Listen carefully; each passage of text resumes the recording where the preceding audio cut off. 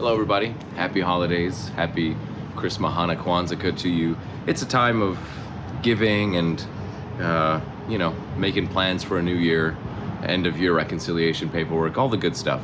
So today I've got a video about jump starting your car, because in the winter a lot of old cars especially that are parked to stay out of the elements, or you save them for the summer drives, etc.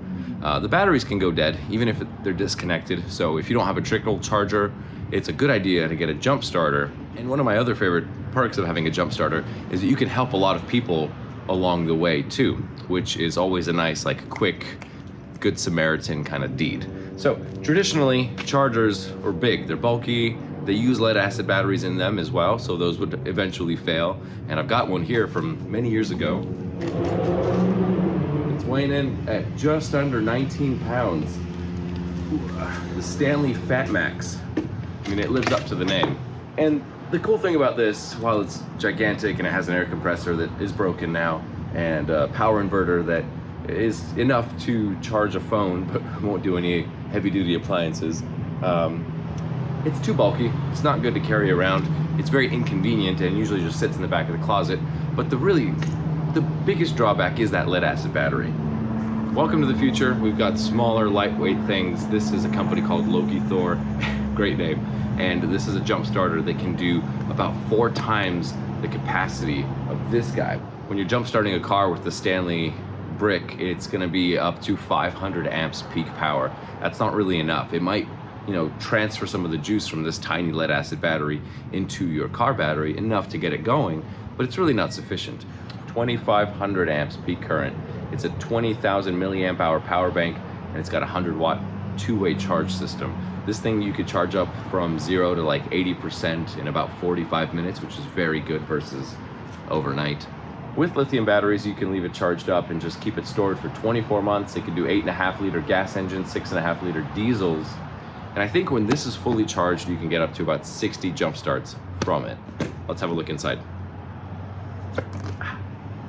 Oh, nice.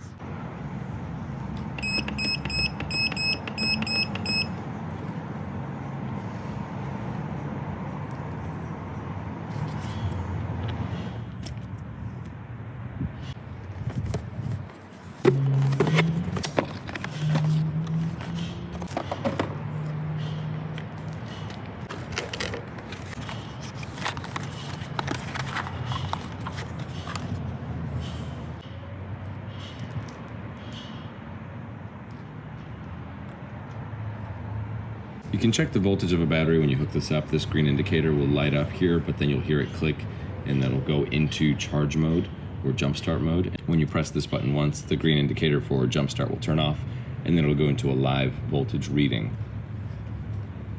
Let's check the life of these two batteries.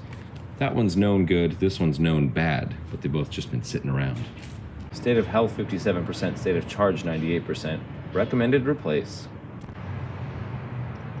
State of health 91, state of charge 61. It's kind of flipped around here. It says good, just needs a charge. So we've got two batteries that are both in need of some assistance. One, of course, replacing, the other just a good charge up. Let's see how they work in our old Amazon. The battery in my Volvo Amazon, it's all charged up, it's good to go. The car sat for about 3 months during the summer while I was away, and it did die. Anytime you kill a lead acid battery, it does get shorter usable life in the end. So it's kind of like drinking or smoking too much in your 20s and 30s. You could pay for it later in life. Carburetors sometimes do require a lot of cranking later on, like if you've got hot starts or something. Okie dokie. I ran the battery down to 7.84 volts. Left the lights on the fan for about an hour. Let's try now.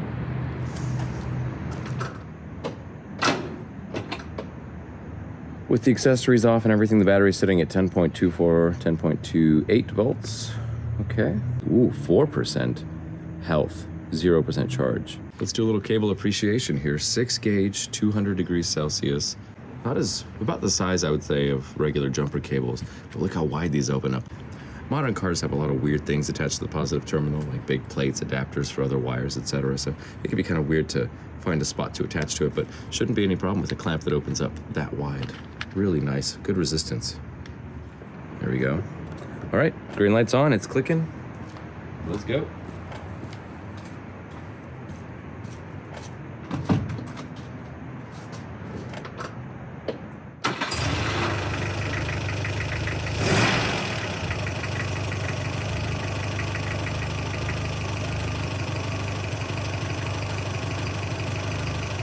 With the key off, it's going to go right back into jump start mode because it might think, oh, you died for some reason, so let's get you back up to health. With the old points cars,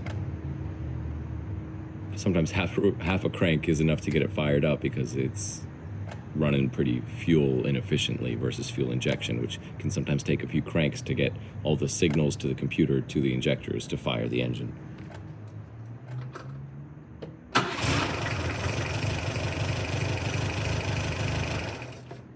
What can I say? It's that simple, it's that awesome. You just have to have one of these on hand. There we go, push it again to turn it off. Because it's really useful for so many reasons. You've got lights that you can use for work, for flare. You can charge your phone out in the wild. You can charge this thing up. And in the case where you have a battery that's so dead that it doesn't even register with this thing to jump start it, you can do what's called a force start. And that's where you hold down this button and this button for the power and the lights together for 3 seconds. But to do the force start, you have to first have the leads disconnected from the battery, hold down the buttons, and then put it on. And then it'll go, okay, here's all 2,500 amps. Let's do whatever it takes to get this thing started. That's really cool. Well, if the other battery will fit, let's try that one too.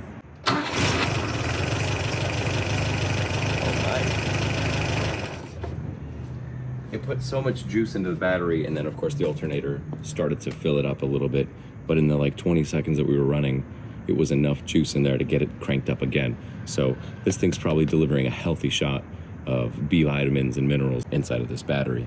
Battery number 2, this is an H6. It's a physically larger battery, so it has more reserve capacity, but it's very old and very bad. So it's reached the point where it is swollen the plastic around the terminal ends, probably from just the heat cycles and the fact that it really struggles to get up and off the ground.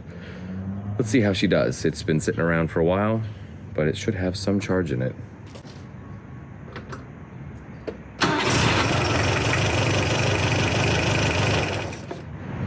Let's kill it.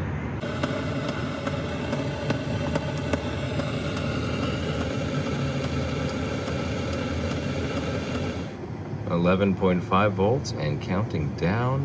I'll give this about 20 minutes and see if she's got enough juice to attempt at cranking. And if not, well, it only took like 10 minutes, but she's low. Let's try it now.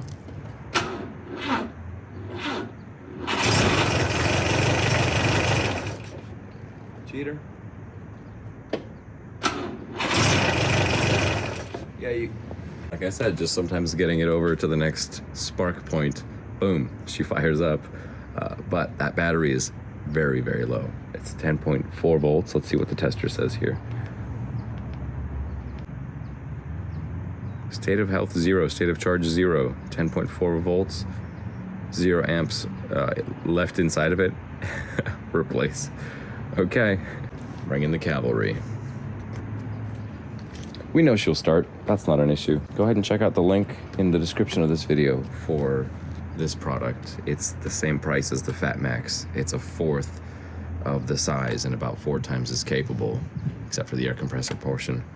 And it's an awesome little thing to have. You can have the lights going while you're hooking it up.